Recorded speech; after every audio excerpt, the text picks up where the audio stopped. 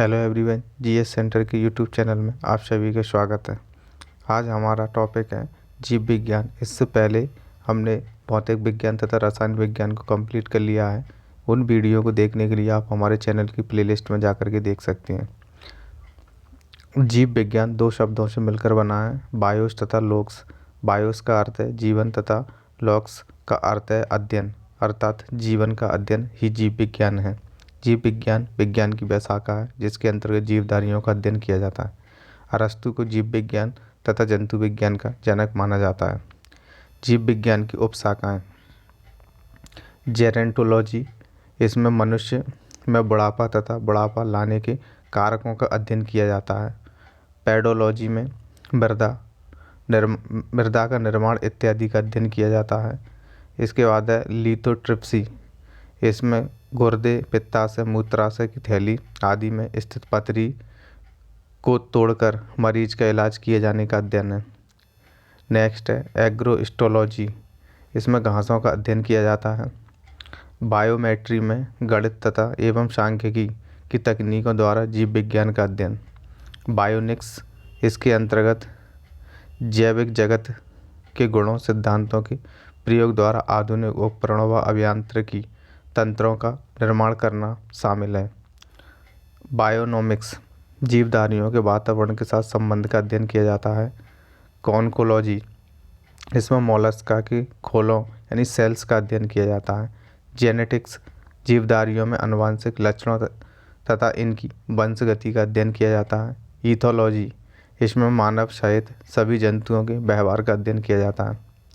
इक्विथोलॉजी, इसके अंतर्गत मत्स्य की संरचना, कार्यकी इत्यादि का अध्ययन किया जाता है। नेक्स्ट है पैलिनोलॉजी, इसमें विभिन्न प्रकार के परागकणों का अध्ययन किया जाता है। नेक्स्ट है पैरासाइटोलॉजी, इसमें परजीवी जीवों का अध्ययन किया जाता है। नेक्स्ट है एंटोमोलॉजी, इसमें कीटों का अध्ययन किया जाता है। नेक्स्ट है फ्रेनोलॉजी, इसमें कपाल गुहा की संरचना के आधार पर मस्तिष्क के विभिन्न भागों की क्रियाशीलता तथा विक्षिप्तता का अध्ययन किया जाता है। सेरीकल्चर, इसमें रेशम कीट पालन का अध्ययन किया जाता है। पिसिकल्चर में मत्स्य पालन। मैलेकोलॉजी में मोलस्का का अध्ययन। ऑन्कोलॉजी में कैंसर से संबंधित अध्ययन। टेरेंटोलॉजी के अंतर्गत शारीरिक विकास में आने वाली असमानताओं का अध्ययन। ऑस्टियोलॉजी में अस्थियों का अध्ययन। सेरोलॉजी में रुधिर सीरम का अध्ययन। ऑर्निथोलॉजी में पक्षियों का अध्ययन किया जाता है। नेक्स्ट है कोशिका विज्ञान यानी साइटोलॉजी। कोशिका जीवन की सबसे सूक्ष्म संरचनात्मक इकाई है। सबसे छोटी कोशिका माइकोप्लाज्मा गैलीसेप्टिकम नामक जीवाणु की होती है। सबसे लंबी कोशिका तंत्रिका की होती है। सबसे बड़ी कोशिका शुतुरमुर्ग के अंडे की होती है। कोशिका दो प्रकार की होती है, प्रोकैरियोटिक तथा यूकैरियोटिक। प्रोकैरियोटिक तथा यूकैरियोटिक कोशिका में अंतर: एक तरफ विशेषता प्रोकैरियोटिक और यूकैरियोटिक। कोशिका भित्ति प्रोकैरियोटिक में प्रोटीन तथा कार्बोहाइड्रेट की बनी होती है। यूकैरियोटिक में सेल्यूलोज की बनी होती है कोशिका भित्ति। प्रोकैरियोटिक में माइटोकॉन्ड्रिया अनुपस्थित रहता है तथा यूकैरियोटिक में माइटोकॉन्ड्रिया उपस्थित रहता है। प्रोकैरियोटिक में अंतःप्रद्रव जालिका अनुपस्थित रहती है तथा यूकैरियोटिक में अंतःप्रद्रव जालिका उपस्थित रहती है। प्रोकैरियोटिक में 70S प्रकार के राइबोसोम पाए जाते हैं तथा यूकैरियोटिक में 80S प्रकार का राइबोसोम पाया जाता है। प्रोकैरियोटिक में गोल्गी कॉय अनुपस्थित रहता है तथा यूकैरियोटिक में गोल्गी कॉय उपस्थित रहता है। प्रोकैरियोटिक के अंतर्गत केंद्रक झिल्ली अनुपस्थित रहती है और यूकैरियोटिक में उपस्थित रहती है। प्रोकैरियोटिक में लाइसोसोम अनुपस्थित रहता है तथा यूकैरियोटिक में उपस्थित रहता है। प्रोकैरियोटिक में DNA एकल सूत्री तथा यूकैरियोटिक में दो सूत्री होता है। प्रोकैरियोटिक में कोशिका का विभाजन विखंडन अथवा मुकुलन के द्वारा होता है और यूकैरियोटिक में कोशिका का विभाजन अर्धसूत्री तथा समसूत्री विभाजन के द्वारा होता है। कोशिका के भाग: पहला है कोशिका भित्ति यानी सेल वॉल। यह केवल पादप कोशिका एवं जीवाणुओं की कोशिकाओं में पाया जाता है। पादपों की कोशिका भित्ति सेलुलोज की बनी होती है, जबकि जीवाणुओं की कोशिका भित्ति पेप्टिडोग्लाइकेन की बनी होती है। दूसरा है कोशिका झिल्ली, सेल मेम्ब्रेन। कोशिका के सभी अंग कोशिका झिल्ली द्वारा घिरे होते हैं। यह एक अर्धपारगम झिल्ली होती है। इसका मुख्य कार्य कोशिका के अंदर एवं बाहर वाले पदार्थों का निर्धारण करना है। नेक्स्ट है अंतःप्रद्रव जालिका, एंडोप्लाज्मिक रेटिकुलम। अंतःप्रद्रव जालिका केंद्रक झिल्ली तथा कोशिका कला से संबंधित होती है। इसका मुख्य कार्य उन सभी वसाओं तथा प्रोटीनों का संचरण करना है जो कोशिका झिल्ली, केंद्रक झिल्ली आदि का निर्माण करते हैं। नेक्स्ट है राइबोसोम। यह राइबो न्यूक्लिक एसिड नामक प्रोटीन की बनी होती है। यह प्रोटीन संश्लेषण की क्रिया के लिए स्थान प्रदान करते हैं। यह प्रोटीन का उत्पादन स्थल है, इसलिए इसे प्रोटीन की फैक्ट्री कहते हैं। नेक्स्ट है माइटोकॉन्ड्रिया। 1890 में अल्टमान ने कोशिकाओं में माइटोकॉन्ड्रिया का उल्लेख किया, परंतु इसे बायोप्लास्ट नाम दिया। सर्वप्रथम सीबेंडा ने माइटोकॉन्ड्रिया नाम दिया। यह कोशिका का श्वसन स्थल है, इसे कोशिका का पावर हाउस कहते हैं। नेक्स्ट है गोल्जी कॉय। इसकी खोज कैम्लो गोल्जी ने 1898 ईस्वी में की थी। गोल्जी काय को लाइपोकॉन्ड्रिया भी कहते हैं। पौधों में इसे डिक्टियोसोम कहते हैं। नेक्स्ट है कोशिकीय स्त्रावण। गोल्जी कॉय के प्रमुख कार्य निम्नलिखित हैं, जैसे सेव कलाओं का रूपांतरण, हार्मोन्स तथा जटिल कार्बोहाइड्रेट का निर्माण, एक्रोसोम का निर्माण, ग्लाइकोप्रोटीन तथा ग्लाइकोलिपिड का निर्माण। नेक्स्ट है लाइसोसोम। वर्ष 1955 में लाइसोसोम की खोज सर्वप्रथम डी डुवे ने की थी। लाइसोसोम का प्रमुख कार्य बाह्य पदार्थों का भक्षण एवं पाचन करना है। इसे आत्महत्या की थैली यानी सुसाइड बैग भी कहा जाता है। नेक्स्ट है तारक काय या सेंट्रोसोम। सेंट्रोसोम की खोज एडवर्ड वॉन बेनेडेन ने 1883 ईस्वी में किया, जबकि इसका नामकरण टी बावेरी ने 1888 ईस्वी में किया था। तारक काय मात्र जंतुओं की कोशिकाओं में पाया जाता है। नेक्स्ट है लवक या प्लास्टिड्स। लवक की खोज हैकल नामक वैज्ञानिक ने की। लवक प्राय पादप कोशिकाओं में पाया जाता है। पहला है हरित लवक यानी क्लोरोप्लास्ट। हरित लवक में पर्णहरित यानी क्लोरोफिल नामक हरे रंग का वर्णक पाया जाता है। पादप एवं जंतु कोशिका में अंतर। पहला है कि पादप कोशिका में कोशिका भित्ति उपस्थित होती है, जबकि जंतु कोशिका में कोशिका भित्ति अनुपस्थित होती है। दूसरा, पादप कोशिका में लवक उपस्थित होता है और जंतु कोशिका में अनुपस्थित होता है। तीसरा है पादप कोशिका में तारक काय यानी सेंट्रोसोम अनुपस्थित होता है, किंतु शैवाल और कवकों आदि में पाया जाता है। जंतु कोशिका में तारक काय उपस्थित होता है, यह कोशिका विभाजन में सहायक होता है। चौथा है कि पादप कोशिका में पूर्ण विकसित कोशिका के मध्य में प्राय एक बड़ी रिक्तिका उपस्थित होती है। जंतु कोशिका में रिक्तिका अनुपस्थित होती है या तो छोटी होती है। और पांचवा है कि कोशिका विभाजन में कोशिका के मध्य रेखीय भाग एक पट्ट यानी सेल प्लेट निर्मित होता है। और पांचवा जंतु कोशिका में कोशिका विभाजन में कोशिका कला के अंतर्वलन द्वारा दो भागों में बट जाती है। हरित लवक की सहायता से पेड़ पौधे प्रकाश संश्लेषण करते हैं एवं अपना भोजन बनाते हैं। हरित लवक को कोशिका का रसोई घर भी कहते हैं। नेक्स्ट है वर्णी लवक यानी क्रोमोप्लास्ट। वर्णी लवक हरे रंग को छोड़कर अन्य कई रंगों जैसे लाल, पीले, नारंगी आदि रंग के होते हैं। यह पौधों के रंगीन भाग जैसे पुष्प, फल, वित्ती, बीज आदि में पाए जाते हैं। दूसरा, अलवणी लवक यानी ल्यूकोप्लास्ट। आवर्णी लवक रंगहीन होता है। यह पौधों के उन भागों में पाया जाता है जो सूर्य के प्रकाश से वंचित रहते हैं। अवर्णी लवक मुख्यतः भूमिगत तनों और जड़ों में पाया जाता है। नेक्स्ट है केंद्रक यानी न्यूक्लियस। केंद्रक की खोज फोंटाना ने की, जबकि वोमेन ने इसे न्यूक्लियस नाम दिया था। केंद्रक द्रव में धागेनुमा संरचना फैली होती है, जिसे क्रोमेटिन कहते हैं। क्रोमेटिन एक न्यूक्लियो प्रोटीन है जो न्यूक्लिक अम्ल एवं क्षारीय प्रोटीन के मिश्रण से बना होता है। नेक्स्ट है आनुवांशिक यानी जेनेटिक्स। आनुवांशिक लक्षणों के एक पीढ़ी से अगली पीढ़ी में जाने की प्रक्रिया को आनुवांशिकता या वंशानुगति कहते हैं। यह व्यक्तिगत भिन्नता के लिए उत्तरदायी एक प्रमुख कारक है। ग्रेगर जॉन मेंडल को आनुवंशिकी का पिता कहते हैं। मेंडल ने अपने संस्करण प्रयोगों के लिए उद्यान मटर यानी पाइसम सैटाइवम का चुनाव किया था। कोशिकाओं में डीएनए यानी डीऑक्सीराइबोन्यूक्लिक अम्ल आनुवंशिक पदार्थ होता है। डीएनए की खोज फ्रेडरिक मिसर ने 1869 में की। उन्होंने इसे न्यूक्लियन नाम दिया। डीएनए अणुओं में पंचकार्बनीय शर्करा यानी डीऑक्सीराइबोज होती है। डीएनए में अणु एडेनिन, ग्वानिन, थाइमिन तथा साइटोसिन नामक नाइट्रोजनी समाचार होते हैं। मानव जाति में कुल 23 जोड़ी अर्थात 40 गुणसूत्र होते हैं। 23 जोड़ी गुणसूत्र स्त्रियों और पुरुषों में समान या समजात होते हैं, जिन्हें ऑटोसोम कहते हैं। एक जोड़ी 23वीं गुणसूत्र स्त्रियों और पुरुषों में समान नहीं होते हैं, जिन्हें हेटेरोसोम या एलोसोम्स कहते हैं। आनुवांशिक रोग एवं प्रभावित अंग। पहला है वर्णांधता। इसमें के प्रभाव में लाल एवं हरा रंग पहचानने की क्षमता नहीं होती है और इसकी वाहक होती हैं स्त्रियां। इसके बाद है हीमोफीलिया। इसमें रक्त का थक्का न बनना नहीं बनता है और इसकी वाहक भी स्त्रियां होती हैं। तीसरा है टर्नर सिंड्रोम। इसमें बांझपन होता है स्त्रियों में। नेक्स्ट है क्लाइनफेल्टर सिंड्रोम। इसमें नपुंसकता होती है पुरुषों के अंदर। इस नेक्स्ट है डाउन सिंड्रोम। इसमें मंदबुद्धि, आंखें टेढ़ी, जीभ मोटी, गैर आनुपातिक यानी बेडौल शारीरिक संरचना हो जाती है। प्रमुख जीव एवं उनके गर्भकाल की अवधि।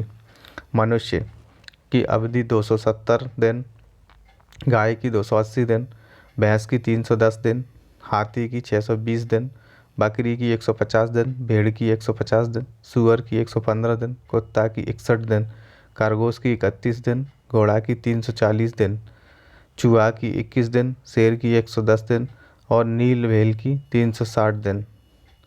पादप जगत। पादप जगत को दो भागों में विभाजित किया गया है। पहला है पुष्पोद्भिद पौधे या फेनेरोगैम्स और दूसरे हैं अपुष्पोद्भिद पौधे या क्रिप्टोगैस। पुष्पोद्भिद पौधों को दो भागों में बांटा गया है, आवृतबीजी पौधे या एंजियोस्पर्म या दूसरा है अनावृति पौधे जिन्हें जिम्नोस्पर्म कहते हैं। इसके बाद आवृतबीजी पौधे को दो भागों में बांटा गया है, एक बीजपत्री और दो बीजपत्री। इसके बाद है अपुष्पोद वेदी या क्रिप्टोगैस को तीन भागों में बांटा गया है, थैलोफाइटा, ब्रायोफाइटा और टेरिडोफाइटा। थैलोफाइटा को चार भागों में बांटा गया है, जीवाणु, लाइकेम, कवक और शैवाल। विभिन्न प्रकार के पादप तथा उनके क्रियाकलापों के अध्ययन को वनस्पति कहते हैं। थियोफ्रेस्टस को वनस्पति विज्ञान का यानी फादर ऑफ बॉटनी माना जाता है। पौधों में तत्वों की कमी से उत्पन्न होने वाले रोग। चुकंदर का हार्ट रोग होता है बोरोन की कमी से। सेब में आंतरिक काग होता है बोरोन की कमी से। नींबू में डाईबैग रोग तांबा या कॉपर की कमी से। पत्ता गोभी में बेपटेल रोग होता है मोलिब्डेनम की कमी से। नींबू में लिटिल लीफ रोग जस्ता या जिंक की कमी से। धान में खैरा रोग जस्ता की कमी से। फूल गोभी में ब्राउनिंग रोग बोरोन की कमी से। और धान व लेग्यूमिनस पौधों में पुनः ग्रहण रोग होता है तांबे की कमी से। वनस्पति विज्ञान से संबंधित कुछ महत्वपूर्ण तथ्य। सबसे बड़ा आवृतबीजी पौधा है यूकेलिप्टस का। विश्व का सबसे लंबा वृक्ष है सिकोया, इसे ये अनावृत बीजी होता है। और सबसे छोटा आकार में आवृतबीजी पौधा है बुल्पिया ग्लोबोसा। सबसे बड़ा बीज है लोडोसिया। सबसे बड़ा पुष्प रैफलेसिया और नोल्डाई। सबसे बड़ा बीजांड साइकस का होता है। सबसे छोटा बीज ऑर्किड का होता है। सबसे छोटी कोशिका माइकोप्लाज्मा की होती है। सबसे कम गुणसूत्र वाला आवृतबीजी पादप होता है एप्लोपेप्सस ग्रेसिलिस 2n=4। सबसे ज़्यादा गुणसूत्र वाला आवृतबीजी पौधा होता है ऑगियोग्लोसम 2n=1266।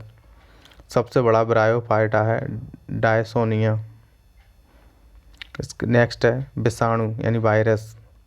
विषाणु अकेशकीय अति सूक्ष्म जीव है जो केवल जीवित कोशिका में ही वंश वृद्धि कर सकते हैं। इसकी खोज 1892 में इवानोवस्की द्वारा की गई थी। फफूंद अर्थात कवकों के अध्ययन को विज्ञान में माइकोलॉजी कहा जाता है। कवक प्राय सभी जगहों पर पाए जाते हैं।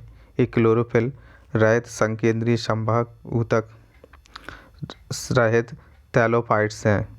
रोग और कवक। आलू की पछेती अंगमारी रोग,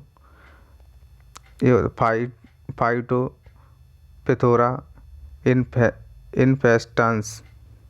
आलू का वार्ट रोग, सिनकाइट्रियम इंडोबायोटिकम।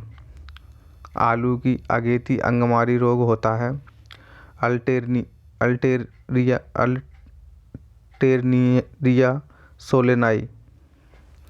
इसके बाद है क्रूसीफेरी में श्वेत गैरिक यानी फफोला रोग होता है, एल्बुगो कैंडिडा की कमी से। गेहूं का स्लथकंड रोग होता है,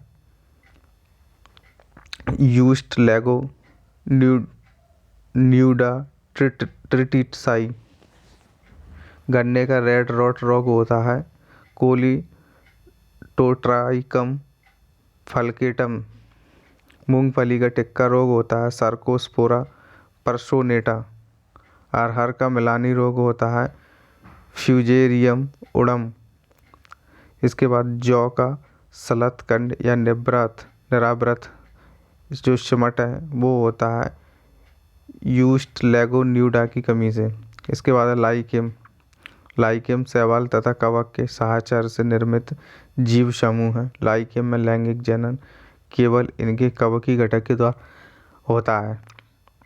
नेक्स्ट है जीवाणु विज्ञान की वैशाखा, जिसके अंतर्गत जीवाणुओं का अध्ययन किया जाता है। जीवाणु विज्ञान बैक्टीरियोलॉजी कहलाता है। जीवाणु सबसे सरल अति सूक्ष्म एवं एक कोशिकीय आदि बीज है। 1683 ईस्वी में सर्वप्रथम हॉलैंड के निवासी एंटोनी वॉन लीeuwenhoek ने इसकी खोज की थी। जीवाणु विज्ञान का पिता कहा जाता है इन्हें। जीवाणु नाम 1829 में सर्वप्रथम एरनबर्ग ने दिया था। रॉबर्ट कॉच ने कॉलरा तथा क्षय रोग के जीवाणुओं की खोज की थी। लुई पाश्चर ने रेबीज के टीके, पाश्चराइजेशन तथा किण्वन की खोज की थी। जीवाणु और रोग। स्यूडोमोनास सोलेनेरेसम, ये आलू का शिथिल रोग होता है। इसके बाद है एग्रोबैक्टीरियम ट्यूमीफेसियंस, ये क्राउन गाल रोग होता है। इसके बाद है जैंथोमोनास कैम्पेस्ट्रिस, ये बंद गोभी का काला गलन होता है। इसके बाद अनावृत बीजी पौधे, वे वास्तव में टेरिडोफाइट्स तथा आवृत बीजी पौधे के बीज का समूह है। इस समूह में वे पौधे आते हैं जिनमें बीज तो बनते हैं परंतु वे नग्न रूप में पौधों पर लगे रहते हैं।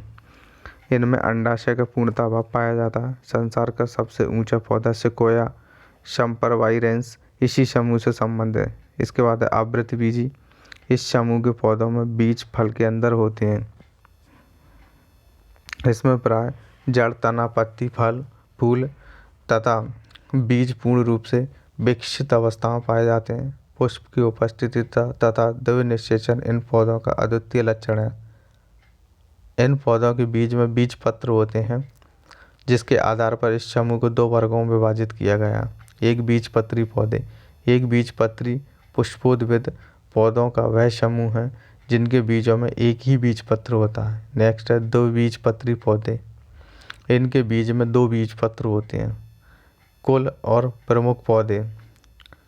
ब्रैसिकेसी या क्रूसीफेरी कुल में सरसों, मूली और शलजम आते हैं। मालवेसी कुल में भिंडी, गुड़हल, कपास और पटसन। लेग्यूमिनेसी में कुल में शीशम, बबूल, कत्ता, अशोक, गुलमोहर, कचनार, छुई मुई, सिकाकाई, मेथी, सनई, इमली तथा सभी दलहन फसलें आती हैं। एस्टरेसी या कंपोजिटी, इसमें सूरजमुखी, भृंगराज, गुलदाउदी, गेंदा, कुसुम, डहेलिया, कुश आदि आते हैं। नेक्स्ट है कुकुरबिटेसी, इसमें कद्दू, खीरा, तरबूज, खरबूज, टिंडा, लौकी, चिचिंडा, परवल, करेला, ककड़ी, तुरई आदि आते हैं। रोसेजी कुल में आते हैं सेव, बादाम, नाशपाती और स्ट्रॉबेरी। रूटेसी कुल में नींबू, संतरा, मौसम्मी और बेल। सोलेनेसी कुल में धतूरा, आलू, बैगन, रसवरी, मिर्च, टमाटर, तम्बाकू, रात की रानी, अश्वगंधा, एट्रोपा और बेलाडोना। आर्किडेसी कुल में ऑर्किड, हैविनेरिया और वेंडा। लिली एसी कुल में लहसुन, प्याज और एलोवेरा आते हैं। एरिकेसी या पालमी कुल में सुपारी, नारियल, खजूर और ताड़। पोएसी या ग्रेमिनी में गेहूँ, मक्का, चावल, ज्वार, बाजरा, गन्ना और बांस शामिल हैं। तनों का रूपांतरण। प्रकंद होता है हल्दी और अदरक में। कंद पाया जाता है आलू में, घनकंद बंडा में और सल्ककंद पाया जाता है प्याज में। पादप हार्मोन। पादप हार्मोन को फाइटो हार्मोन भी कहते हैं। ऑक्सिन, जिबरेलिन तथा साइटोकाइनिन वृद्धिवर्धक होते हैं, जबकि एब्सिसिक एसिड तथा एथिलीन वृद्धि रोधक होते हैं। पर्यावरण, इसमें है पारिस्थितिकी तंत्र। रचना एवं कार्य की दृष्टि से विभिन्न जीवों और वातावरण की मिलीजुली इकाई पारिस्थितिकी तंत्र या इकोसिस्टम कहलाती है। सर्वप्रथम एजी टांसले नामक वैज्ञानिक द्वारा पारिस्थितिक तंत्र यानी इकोसिस्टम शब्द का प्रयोग किया गया था। जैविक घटक को 3 भागों में विभाजित किया गया: उत्पादक, उपभोक्ता और अपघटक। उत्पादक यानी प्रोड्यूसर, वे घटक जो अपना भोजन स्वयं बनाते हैं उत्पादक कहलाते हैं, जैसे हरे पौधे। दूसरा उपभोक्ता यानी कंज्यूमर, मुख्यतः उत्पादक द्वारा बनाए गए भोज्य पदार्थों का उपयोग करने वाले घटक को उपभोक्ता कहते हैं। उपभोक्ता 3 प्रकार के होते हैं: प्राथमिक, द्वितीयक एवं तृतीय उपभोक्ता। प्राथमिक उपभोक्ता, इसके अंतर्गत वे शाकाहारी जीव आते हैं जो भोजन के लिए पौधों पर निर्भर होते हैं, जैसे गाय, बकरी, भैंस और खरगोश। इसके बाद है द्वितीयक उपभोक्ता। इसके अंतर्गत वे जीव आते हैं जो शाकाहारी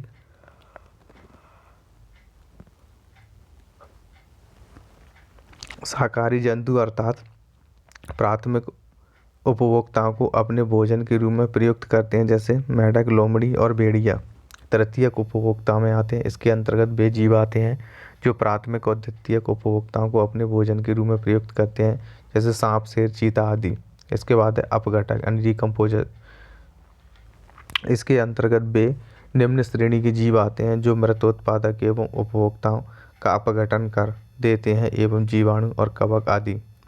किसी भी पारिस्थितिकी तंत्र में ऊर्जा का प्राथमिक स्रोत सूर्य है। एक पारिस्थितिकी तंत्र में जीवित प्राणियों का प्रति इकाई क्षेत्र में संपूर्ण शुष्क भार उसका जीव भार कहलाता है। स्थलीय पारिस्थितिकी तंत्र में जीव भार का पिरामिड सीधा होता है। घास के मैदान में जीव भार का पिरामिड सीधा होता है। एक जलीय पारिस्थितिकी तंत्र यानी तालाब में जीव भार का जो पिरामिड है वो उल्टा होता है। ऊर्जा का पिरामिड सर्वदा सीधा होता है। प्राय एक खाद्य श्रृंखला में सर्वाधिक संख्या में प्राथमिक उत्पादक होते हैं। पाचन में सहायक प्रमुख अंग। पहला, आमाशय में पाचन। ग्रसिका से होकर भोजन ज्यों ही आमाशय में पहुंचता है, आमाशय से पाइलोरिक भाग की ओर क्रमांकुंचन प्रारंभ हो जाता है। जठर रस में पेप्सिन और रेनिन नामक एंजाइम होते हैं। रेनिन दुग्ध प्रोटीन के पाचन में सहायक होता है। छोटी आंत स्मॉल इंटेस्टाइन में पाचन। आमाशय से आने वाले कायम अथवा तरल भोज्य पदार्थ का पाचन छोटी आंत में होता है। आंतरीय रस क्षारीय होता है तथा एक स्वस्थ मानव में प्रति वर्ष लगभग 2 लीटर आंतरीय रस स्रावित होता है। नेक्स्ट है यकृत यानी लीवर। यह मानव शरीर की सबसे बड़ी ग्रंथि है। यह प्रोटीन की अधिक मात्रा को कार्बोहाइड्रेट में परिवर्तित करता है। यकृत में फाइब्रिनोजेन प्रोटीन का निर्माण होता है जो विटामिन के साथ रुधिर का थक्का जमाने में सहायक होता है। यकृत में हेपेरिन प्रोटीन का निर्माण भी होता है जो शरीर के भीतर रुधिर का थक्का नहीं जमने देता है। यकृत पित्त का संश्लेषण करती है। नेक्स्ट है अग्नाशय यानी पैंक्रियाज। अग्नाशय मानव शरीर की दूसरी सबसे बड़ी ग्रंथि मानी जाती है। यह अंतःस्रावी एवं बहिःस्रावी यानी एंडोक्राइन और एक्सोक्राइन दोनों प्रकार की ग्रंथि है। नेक्स्ट है इंसुलिन।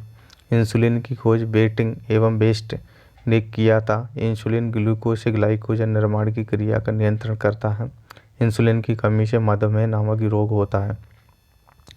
परिसंचरण तंत्र। विलियम हॉर्वे नामक वैज्ञानिक द्वारा रक्त परिसंचरण की खोज की गई। रक्त परिसंचरण तंत्र के अंतर्गत निम्नलिखित 4 प्रमुख भाग आते हैं: हृदय, धमनियाँ, स्राव तथा रुधिर। मानव शरीर 4 कोष्ठों का बना होता यह इसके अगले भाग में एक दायां आलिंद एवं एक बायां आलिंद, जबकि पिछले भाग में दायां निलय तथा एक बायां निलय होता है। दायां आलिंद एवं बायां निलय के बीच त्रिवलनीय कपाट होता है। हृदय 1 मिनट में लगभग 72 से 75 बार धड़कता है। सामान्य मनुष्य का रक्तचाप 120 80 mmHg होता है, जिसमें सिस्टोलिक 120 और डायस्टोलिक 80 होता है। चिकित्सा उपकरण और उनके प्रयोग: स्टेथोस्कोप हृदय गति अर्थात हृदय स्पंदन की दर मापने में प्रयुक्त होता है। पेसमेकर हृदय गति अधिक हो जाने पर या कम हो जाने पर इसे सामान्य अवस्था में लाने हेतु इसके प्रयोग किया जाता है। इसके बाद है शिवगमो मैनोमीटर, इससे रक्त दाब मापने हेतु प्रयुक्त होता है। कंप्यूटेड टोमोग्राफी संपूर्ण शरीर में किसी असामान्य विकृति स्कैन जैसे सीटी स्कैन पता लगाने के लिए प्रयोग किया जाता है। इलेक्ट्रोकार्डियोग्राम हृदय संबंधी असामान्यताओं का पता लगाने यानी ईसीजी के लिए प्रयुक्त होता है।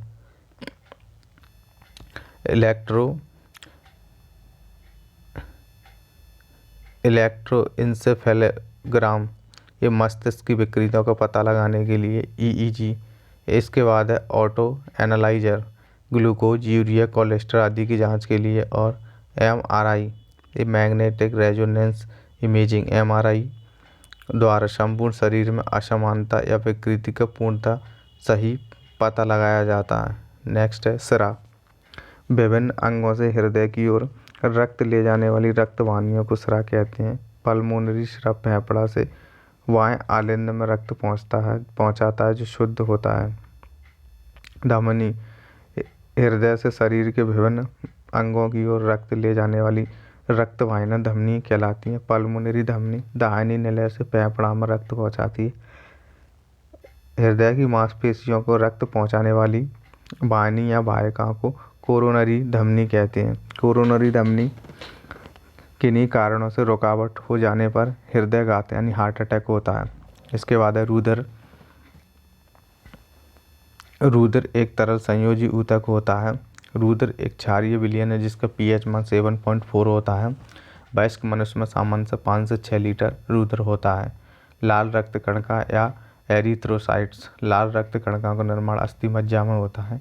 इनकी मृत्यु यकृत एवं प्लीहा में होती है। कुल कणिकाओं का 99% भाग आरबीसी होता है। हीम यानी लोह वर्णक के कारण ही रुधिर का रंग लाल होता है। हीमोग्लोबिन का प्रमुख कार्य ऑक्सीजन का संवहन करना होता है। इसके बाद है श्वेत रुधिर कणिका या ल्यूकोसाइट्स। इनका प्रमुख कार्य शरीर को सुरक्षा प्रदान करना होता है। सर्वाधिक सुरक्षा करने वाली WBC लिम्फोसाइट्स है। रुधिर प्लेटलेट्स यानी ब्लड प्लेटलेट्स प्लेटलेट्स का प्रमुख योगदान रुधिर का थक्का बनाने में होता है। रुधिर प्लेटलेट्स केवल स्तनधारियों के रुधिर में पाई जाती है। प्लाज्मा की मात्रा कुल शरीर का 55% होता है। ग्लूकोज की मात्रा 80 से 120 मिलीग्राम प्रति डेसीलीटर रुधिर होता है। शरीर में रुधिर का निर्माण लाल अस्थि मज्जा में होता है। आवश्यकता से अधिक रुधिर का संचयन या शरीर का रुधिर बैंक प्लीहा या तिल्ली होता है। शरीर में आरबीसी का जीवन काल लगभग 120 दिन होता है। प्लीहा को मृत रुधिर कणिकाओं का कब्रिस्तान कहते हैं। इसके बाद है रक्त समूह। रक्त समूह की खोज कार्ल लैंडस्टीनर ने किया था। एंटीजन 2 प्रकार के होते हैं, एंटीजन ए और एंटीजन बी। रक्त समूह ए बी को सर्वग्राही तथा रक्त ओ को सर्वदाता कहते हैं। लैंडस्टीनर एवं बीनर द्वारा रहीसम बंदर के रक्त में RH फैक्टर की खोज की गई थी। यह लेकिन रुधिर वर्ग ए इसका एंटीजन ए तथा इसमें एंटीबॉडी P कैपिटल B और स्मॉल b पाई जाती है। दूसरा है रुधिर वर्ग में कैपिटल B, इसमें एंटीजन पाया जाता है कैपिटल B तथा प्रतिरचीय एंटीबॉडी कैपिटल ए या स्मॉल ए पाई जाती है। तीसरा रुधिर वर्ग है ए बी, इसमें एंटीजन है ए तथा बी और प्रतिरक्षी कोई नहीं होता है इसमें। चौथा है ओ, इसमें एंटीजन नहीं होता है तथा प्रतिरक्षी में दोनों ए तथा बी होती हैं। इसके बाद है वृक्क यानी किडनी। वृक्क हमारे लाल रंग के तथा सेम के बीच की आकृति के होते हैं। मनुष्य एवं अन्य स्तनधारियों में इनकी संख्या एक जोड़ी होती है। वृक्क नलिका या नेफ्रॉन वृक्कों की संरचनात्मक और कार्यात्मक इकाई है।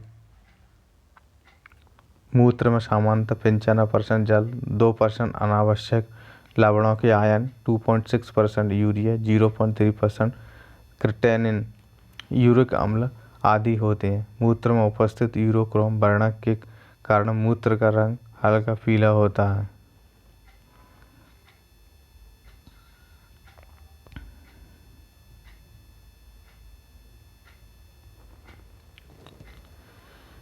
मूत्र में उपस्थित यूरोक्रोम वर्णक के कारण मूत्र का रंग हल्का पीला होता है। मूत्र का पीएच मान 6 होता है। प्राय वृक्क में बनने वाली पथरी कैल्शियम ऑक्जेलेट की बनी होती है। इसके बाद है तंत्र का तंत्र यानी नर्वस सिस्टम। इसके अंतर्गत आता है मस्तिष्क। इससे बचे हुए पार्ट को हम नेक्स्ट वीडियो में कवर करेंगे। अगर आपको हमारा ये प्रयास अच्छा लगता है तो आप हमारे चैनल को सब्सक्राइब करें, वीडियो को लाइक करें तथा अपने दोस्तों के साथ शेयर करें। और डिस्क्रिप्शन बॉक्स में हमारे टेलीग्राम तथा एप्लीकेशन की लिंक दी जाती है, जहाँ से आप उन दोनों में ज्वाइन कर सकते हैं। Thank you for watching.